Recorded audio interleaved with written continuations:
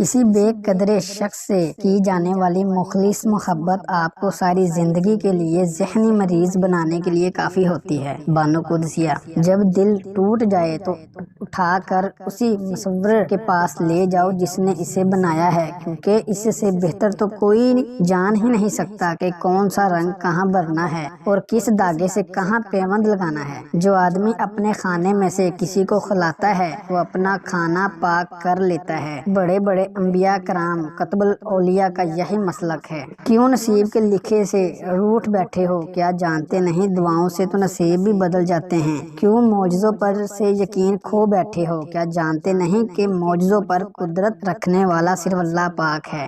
دنیا میں دو طرح کے دکھ ہیں، ایک وہ جو تمہیں توڑ دیتے ہیں اور ایک وہ جو تمہاری زندگی بدل دیتے ہیں۔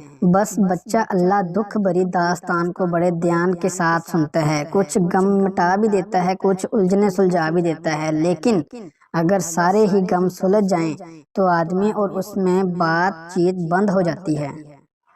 رشتے اور تعلق نبھانا ایک فن ہے جس کے لیے انسان کے پاس دولت کا ہونا نہیں بلکہ احساس کا ہونا لازم ہے۔ ہر کسی کے پیار کرنے کا انداز الگ ہوتا ہے، کوئی جتا دیتا ہے، کوئی خاموش رہتا ہے، اور جو خاموش رہتا ہے ضروری نہیں کہ وہ پیار ہی نہیں کرتا بلکہ ایسے لوگ آپ سے زیادہ محبت کرتے ہیں۔ اللہ کو ٹوٹے دل سے بے حد محبت ہے، اس لیے دکھی دل والے اللہ کے قریب ہونے لگتے ہیں۔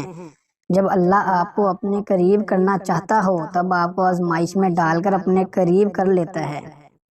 ہو سکتا ہے کہ تمہاری زندگی کا ایک خالی صفحہ اللہ پاک تمہاری چاہت سے بھرنا چاہتا ہو، اس لیے دعا کرو، شاید دعا ہی تمہارا مقدر بدل دے۔